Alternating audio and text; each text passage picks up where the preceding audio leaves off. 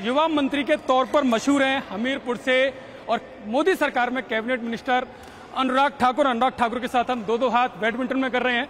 अनुराग जी, मेरा पहला सवाल कि ये माना जाए कि एक बार फिर से बीजेपी ने आप पर विश्वास जताया है, तो ये ट्रैक आप ही का रहेगा या कांग्रेस का रहेगा? ये ट्रैक जो है वो आपकी पिच पर खेलेंगे, आपके ट्रैक पर खेलेगी कांग्रेस, कि आप उनको अपने पर खेलने पर मजबूर करेंगे? देखिए, बड़ी सीधी सी बात है, ये खेल मैदान भी हमारा है और राजनीति में भी जो पिच है वो हमारी ही है। यहां से लगातार 8 बार भारतीय जनता पार्टी ने चुनाव जीता है, 4 बार से मैं सांसद हूं और 5वीं बार की फिर तैयारी है।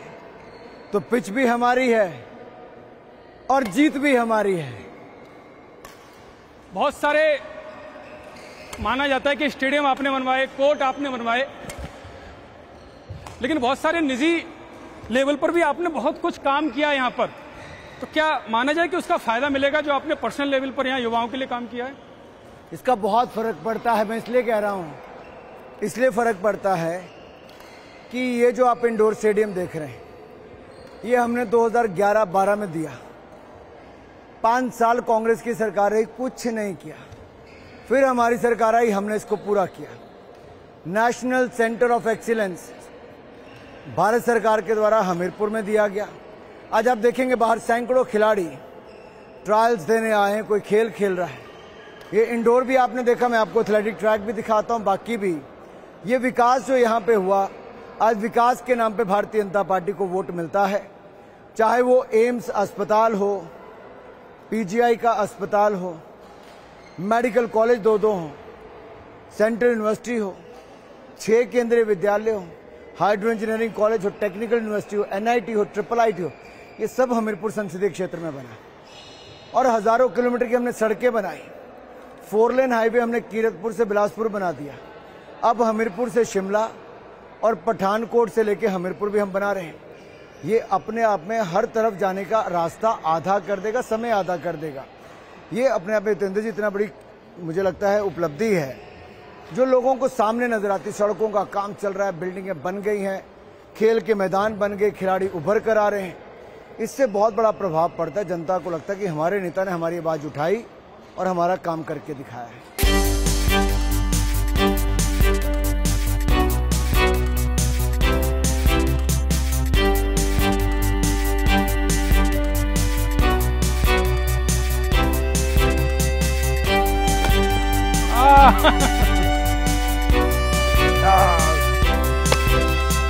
क्रिकेट की पिच भी आपकी, मैदान भी आपका, लेकिन अपोजिशन आरोप लगा रहा है कि मैदान हाथ से निकल गया, इस वजह से बीजेपी बौखलाती हुई नजर आ रही है, धर्म की बात पर आ गई है। मुझे लगता है कांग्रेस जब तुष्टीकरण की राजनीति करती है और ये कहती है कि हम फिर मस्जिद बनाएंगे, आपका सर्वे करवाएंगे, पाकिस्तान के पास एटम बम है, पाकिस्तान ने चूड़ियां नहीं पहन रखी, ये सारे बयान उनकी घटिया मानसिकता को दिखाता है। और ये दिखाता है कि ये लोग विपक्ष के बैठे हिंदुस्तान में गुणगान पाकिस्तान का करते हैं। और मैं कहना चाहता हूं, पाकिस्तान कुछ भी कर ले, भारत की सेना में वो दम है कि घर में घुसकर मारती है, एयर स्ट्राइक, सर्जिकल स्ट्राइक करके दिखाती है। और कांग्रेस के लोग उस पर भी प्रश्न चिन्ह खड़ा करते हैं, विपक्ष प्रश्न चिन्ह खड़ा करता है।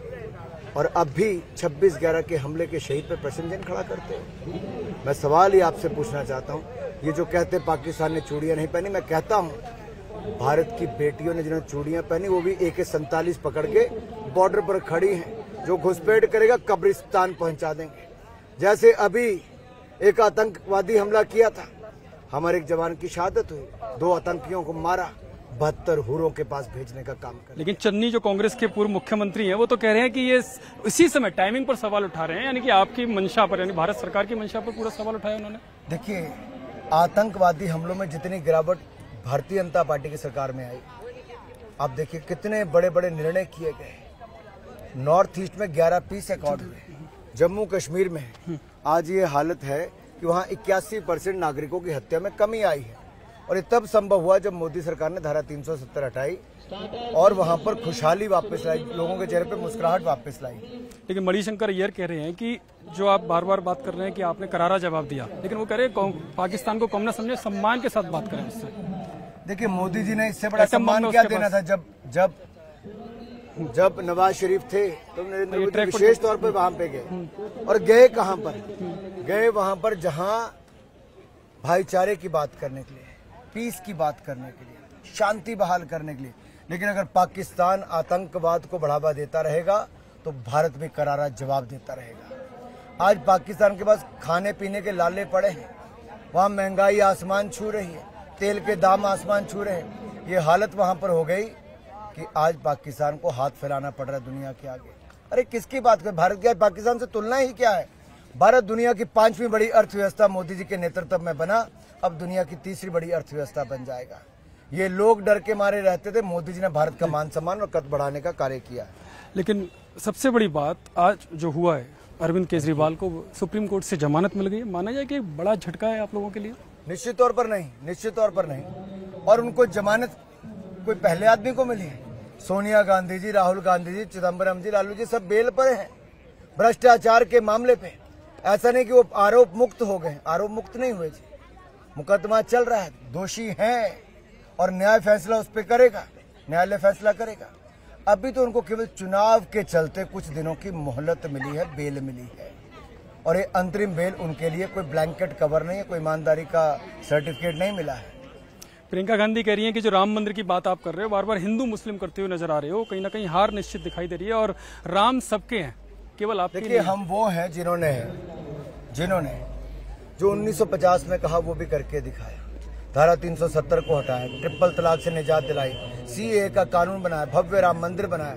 हमने विकास भी किया, विरासत भी। लेकिन हमने कोर्ट के निर्णय का इंतजार किया, 500 साल का इंतजार किया, फिर जाके राम मंदिर का निर्माण किया। और ये लोग कहते हैं फिर मस्जिद बनाएंगे। अरे मस्जिद के लिए अगर जमीन अलग दे दी है तो फिर ये विवाद पैदा क्यों कांग्रेस करती है? अगर हमने कभी हिंदू मुसलमान नहीं किया, सबका साथ सबका विकास किया है, चाहे 4 करोड़ पक्के मकान दिए, 12 करोड़ शौचालय, 13 करोड़ घरों को नल से जल, 10 करोड़ बहनों को रसोई गैस का सिलेंडर उज्ज्वला योजना में दिया, 60 करोड़ लोगों को इलाज मुफ्त में दिया और 80 करोड़ को अनाज मुफ्त में दिया।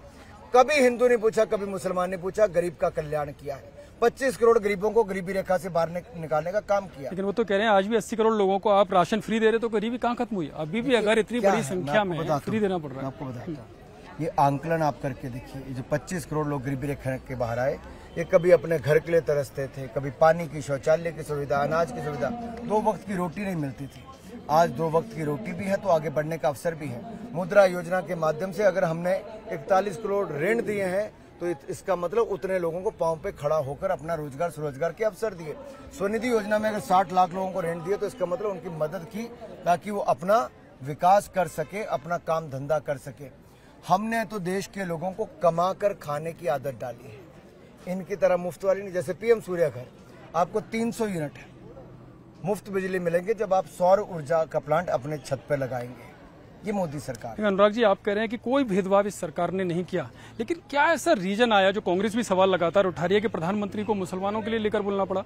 आपका कोई भी नेता हो पार्टी का, वो हिंदू मुस्लिम करता हुआ नजर आ रहा है। आपकी मान लीजिए संपत्ति पर किसका हक है? आपका है या जिसकी ज्यादा बीवी ज्यादा बच्चे? कांग्रेस के नेता क्या भाषण दे रहे हैं कि जिसकी बीवी 1 से ज्यादा होगी उसको ज्यादा पैसे 2 लाख रुपए मिलेंगे, देंगे, 2 लाख रुपए देंगे। जिसके बच्चे ज्यादा होंगे उसको ज्यादा संसाधन मिलेंगे। या फिर उन्होंने कहा कि देश के संसाधनों पर अल्पसंख्यकों का हक पहले है, उसमें मुसलमान का हक सबसे पहले है। तो मैं पूछता हूं, कभी आपकी और मेरी मृत्यु होगी तो उसके बाद हमारी संपत्ति पे हक किसका होगा? क्या आपको लगता है कांग्रेस क्या करेगी? स्त्री धन, पशुधन का क्या होगा? आपके मकान का, आपकी जमीन का क्या आपको संतान को मिलेगी, किसी और को मिलने वाली है? लेकिन उस नेता स्पष्टीकरण 11 दिनों से नहीं आज, उस नेता को तो हटा दिया, एफिडेविट नहीं दिया है। अरे नेता हटा, उनके अपने प्रधानमंत्री डॉक्टर मनमोहन सिंह जी ने प्रधानमंत्री रहते हुए कहा, इनका मैनिफेस्टो कहता है सर्वे करवाना है। राहुल गांधी चीख पुकार करके कहते हैं मैनिफेस्टो में कि न्याय करूंगा। क्या, कैसे न्याय करेंगे? सर्वे करवाऊंगा और फिर जिनके पास नहीं उनको देने का काम करूंगा, जिनको ज्यादा जरूरत है।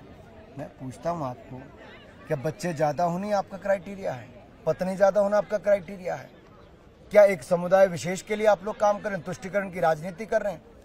राहुल तो अब अमेठी तो नहीं लड़े, लेकिन रायबरेली वापस आ गए हैं। अरे कहीं भी आए, हारना तो है ही है। लगता नहीं कि वो परिवार वाला अगर जो जीतने वाले होते तो अमेठी आते हैं। लेकिन जो अखिलेश का साथ मिल रहा है, और आप जो बार बार कह रहे थे कि इस बार यूपी में सुपड़ा साफ होगा और बीजेपी 300 से ऊपर जाएगी, वो तो कह रहे कि अब बीजेपी 200 से नीचे जाती हुई दिखाई दे रही है, क्योंकि गठबंधन, इंडिया गठबंधन। लिख कर ले लीजिए, तीसरे चरण के मतदान के बाद क्लियर हो गया, हैट्रिक मोदी लगाने वाले। कांग्रेस 40 के पार जाने का संघर्ष कर रही है, भाजपा 400 पार जाके मोदी सरकार बनाने वाली है।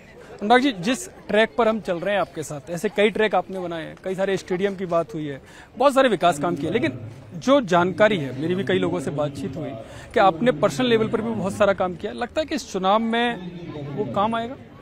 देखिए, कोई भी काम आप केवल राजनीति के लिए नहीं करते, आप लोगों के विकास के लिए, उत्थान के लिए और समाज की भलाई के लिए करते हैं। मैंने 10 लाख से ज़्यादा लोगों को मुफ्त में जांच, उपचार और दवाइयां देने का काम करवाया। कम से कम 10,000 लोगों को प्रशिक्षण दिलाया और काम भी दिलाया, चाहे ब्यूटी पार्लर, सिलाई, मशरूम की खेती से लेके अन्य कार्यों को लेके।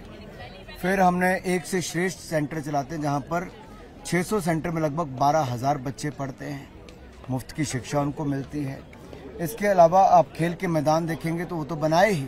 सांसद खेल महाकुंभ में अब तक लगभग 1 लाख युवाओं ने भाग लिया है, और ये खेलों में फिट इंडिया, खेलो इंडिया को बढ़ावा मिलता है। इससे हम नशे से दूर रखते हैं उनको और खेलों में बढ़ावा देते हैं। तो ऐसे अनेकों प्रोग्राम हमारे हैं जो हमने यहाँ पर करके दिखाए हैं।